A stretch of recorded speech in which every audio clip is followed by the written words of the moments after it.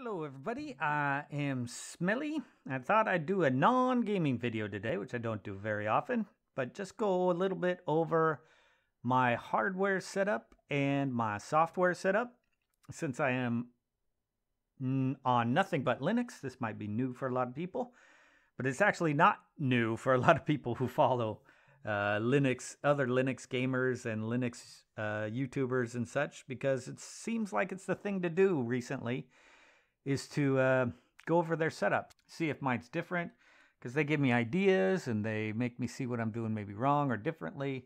And so it's open for critique too, because I don't know everything. I just have a very simple setup compared to a lot of them. And so I'd take suggestions on how to make it better, that's for sure. So first of all, watch a little video of me recording my hardware setup. Okay, so here is the workstation, quotes, because it's a coffee table on the floor. I don't have a regular desk. I don't like sitting in a regular desk. I find it more comfortable to sit on cushions, pillow as a backrest, and yeah, it's just a coffee table. Of course, the dog bed is important.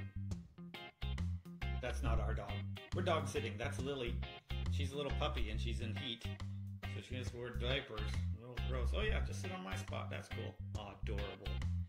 The tower, which is just, I don't know if it's a good case or not. I'm not a hardware guy, but I'll put the specs, that's what's inside. And I just had that made by people at a Type A computer store. Just told them what I wanted, they put it together. So there is my desktop. Type A. That monitor is like, probably bought in 2002. 15-inch Xerox. The color on it's really bad, but it's perfect for a second monitor. You don't need a good monitor for your second monitor if that's just looking at chat or OBS or whatever you got on that side, Steam. And this side, of course, my regular desktop. And that's an old monitor also. That's probably a, I probably bought that in like 2007. So it's old as well. I need to upgrade that someday. Just the blue Yeti with the shock mount and arm. Headphones. I just bought these actually. They're Miso. Oh, Roxy, don't hit my video in hand. What do you think you're doing? Cheap Dell keyboard and a very, very cheap mouse. Ooh, but that is some artwork right there. I drew that. Oh geez, I just hit the phone, sorry. Not good at this. That's my boss. When I quit my job, I had this picture of my boss I drew. That is pretty good. Dead on ringer for him if you know him too. Yeah, they made a mouse pad out of my artwork. Very nice.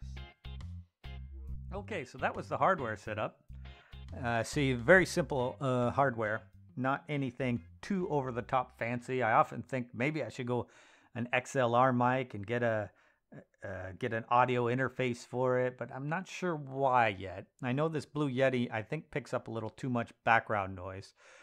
I've tried to put the gain way down and such, and anyway, that's another topic. These are all other topics, but this is the main one I'm using for recording, and I use OBS for all recording now. I used to use Simple Screen Recorder, which is a very fine program too for recording screen captures. Much simpler program, and if you just want to do a desktop capture, I mean, I probably could be using this right now. The only problem I had with it was it didn't record my microphone as well. Maybe it does now. Maybe that's fixed, but I've switched to OBS now, so I haven't gone back and tested this. So I used to record the video with this and then the audio with Audacity. But fine program, Simple Screen Recorder. There's a few others too. Voco Screen. I'll miss some if I keep naming them. Those are the main ones. So Audacity is the second big software I use, which I just talked about.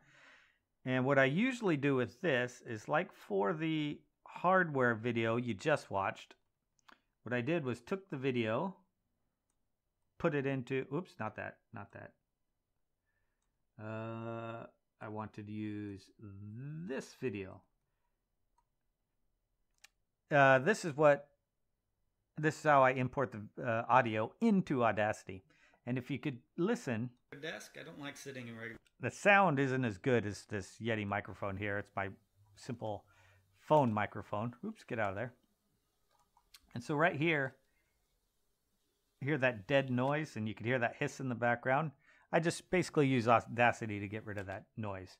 So I select where this hiss was. Let's listen again. Listen. That's just the ambient room noise. So I get this profile here, and I go to Effect, Noise Reduction, Get Noise Profile. Then I select the whole clip, and I apply that noise profile to the whole clip. And it goes very quickly. And now listen to the hiss. Oops, let's play it. Almost not there. So that's how I get rid of, that's basically all I use Audacity for. I use it for some other things sometimes too, like to amplify some, because sometimes my volume won't be in sync with Buster's, so I might have to lower it, or if I record with somebody else, but it's usually only Buster. So yeah, you could amplify the sound and clean up his audio too, because with OBS, I will record it, my desktop audio and his voice in a separate stream, and my microphone in a separate stream. So I could clean them both up individually. And then all I do is export it, and I drag it into KWin Live. And here's the audio, the footage I've already edited of the walkthrough of my hardware, my desktop here. And yeah, I use KWin Live. KWin Live's a great video editor. There's other ones too that I might use. I kind of like Shotcut, the directions that's going. And of course you could use Blender, which is a whole, 3D modeling, powerful suite, open source, awesome piece of software. But it also does video editing. And it's really good video editor too. And I would use that, but man, I cannot wrap my head around Blender. It does things a little differently, and it's just an amazing, complicated piece of software that I don't want to have to get into. But KWin Live works like most other video editors. I mean, you're probably all familiar with this. You could just drag a clip down. This is in an audio one, so let's put it up on the proper video one. And then if you want to add a fade to it, you just go fade, drop down to fade. If you want to get it volume down higher or lower, you could just drag volume down to it. So anyway, that is KWin Live. So Audacity, KWin Live, OBS. What else have I used? Of course, Steam.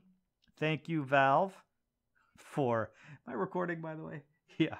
Thank you, Valve, for getting Steam on Linux. It's opened up a lot of things. Discord. Great that that's on Linux too. And Minecraft, of course. Another one I'm using is GIMP. And what I really use this for is just thumbnails. So I got my thumbnails here. So if I look at the Buster one, there's the last one I did. And so to make it episode 27, I quickly just go to, I take a screenshot. I go to my pictures. I got a lot of screenshots here of different videos. Oh, there's the wallpaper. Where is it? There it is, Taipei. It's a cool local wallpaper. Ooh, Soma, that was a good game. But anyway, yeah, you could just drag it in here. Boop, and then you got the new picture. You can delete the old layer if you want. Move it around. And then call it 27 or 28, whatever number it is. A little drop shadow. Anyway, GIMP does everything I need it to. The 5% that it can't do, that Photoshop does, which I don't even know what it is, because I don't miss it because I don't know it.